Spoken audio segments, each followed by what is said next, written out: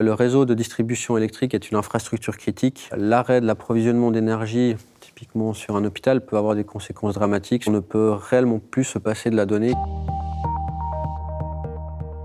Le groupe Romande Énergie distribue l'énergie à 300 000 clients sur la Suisse romande. Les principales sources de production d'énergie que nous consommons en Suisse sont typiquement l'hydraulique. Et on s'approvisionne également en énergie nucléaire. On livre plus d'énergie que ce qu'on produit. On doit acheter à l'avance nos énergies. On signe des contrats jusqu'à 5 ans. Si on n'achète pas assez d'énergie, on va payer du simple au double. Comment prédire au mieux finalement la consommation de demain? Quel est le potentiel d'énergie dans les barrages? Quelle est la consommation à certaines heures de la journée? Quelle est la météo finalement qu'il va y avoir demain? Est-ce qu'il va y avoir beaucoup de soleil, donc plus de production photovoltaïque? On a des données qui proviennent du marché, de Bloomberg. On a nos systèmes opérationnels, SAP et autres. On a nos systèmes d'acquisition des smart meters, de tout ce qui est comptage télérelève. Un smart meter va pouvoir faire de la relève quart horaire, donc de la consommation quart horaire, ce qui représente une volumétrie d'à peu près 2 milliards de lignes.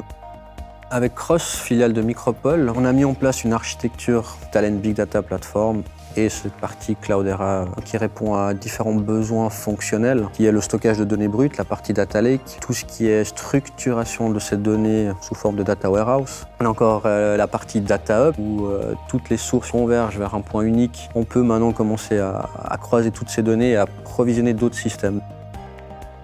On utilise Talent pour extraire les données, les transformer, les charger. On peut se plugger à tout type de service à travers des API. Donc on récupère toutes ces données au sein du système d'information et toutes ces données ensuite traitées à travers du clustering Big Data finalement permet d'avoir des prédictions et des indicateurs finalement qui aident à la décision. On essaye d'amener cette approche dite architecture réactive qui permet d'être proche du temps réel, chose qu'on a commencé à mettre en place avec notre système de pilotage du réseau électrique pour la moyenne et haute tension. Cette donnée aujourd'hui elle est poussée directement dans le Data Lake et elle est consommée par 2 applications, donc un portail web qui permet finalement aux clients de voir les pannes en cours, mais également toutes les interventions qui vont avoir lieu sur le réseau électrique. Mais on met aussi ces données à disposition du système téléphonique que les clients utilisent quand une panne réseau survient, j'ai plus d'électricité chez moi, finalement ils appellent le numéro d'urgence.